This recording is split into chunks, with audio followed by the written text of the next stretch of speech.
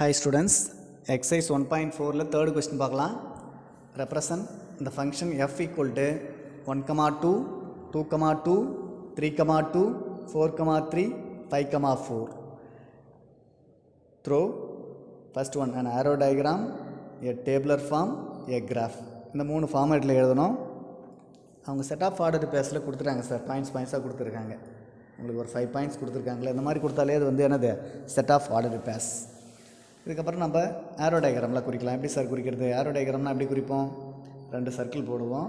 First சர்க்கிளில் ஏன்னு வச்சுக்கணும், செகண்ட் ஒன்று பின்னு வச்சுக்கணும், சென்டரில் எஃப்னு வச்சுக்கணும். ஏவில் இருக்க எலமெண்ட் 1, 2, 3, 4, 5 இதை குறிச்சிக்கோங்க. பியில் இருக்க எலமெண்ட்ஸ் 2, 3, 4. இப்போ ஆரோ போடணும் சார். எப்படி ஆரோ போடுறது?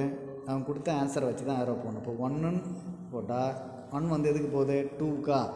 1 2க்கு போகுது, 2 2க்கு, 3 வந்து 2. அப்போ 1லேருந்து 2க்கு, 2லேருந்து 2க்கு, 3லேருந்து 2க்கு ஆரோ போட்டுக்கோங்க. 4லேருந்து 3க்கு போகுது.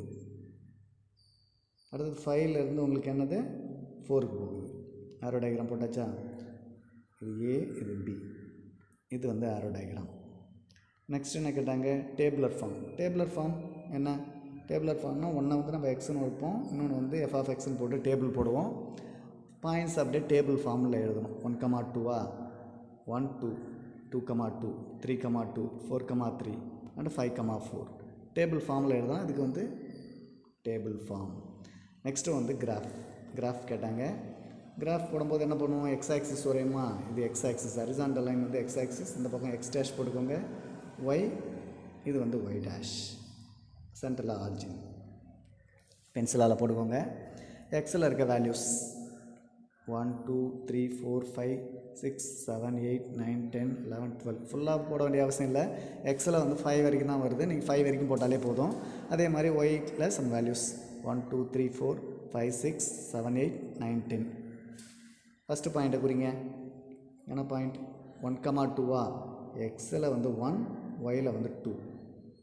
சர்க்கிள் போட்டு பாயிண்ட் வச்சுக்கோங்க. 1, 2, 2, 2 எக்ஸில் 2, ஒயிலையும் வந்து 2 அங்கே சர்க்கிள் போட்டுக்கோங்க. நெக்ஸ்ட் பாயிண்ட் 3, 2 எக்ஸில் 3, ஒயில் வந்து உங்களுக்கு 2.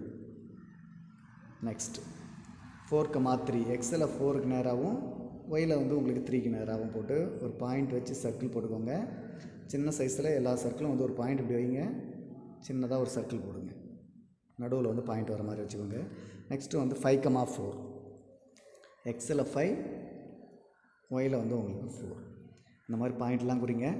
லாஸ்ட்டில் வந்து நீங்கள் ஸ்கேலை வச்சு ஒரு பாயிண்ட்டாக ஜாயின் பண்ணிக்கலாம். இந்த சம் வந்து ஸ்ட்ரெயிட் லைனாக வராது, ஜாயின் பண்ணிக்கோங்க. பாயிண்ட்டை ஜாயின் பண்ணி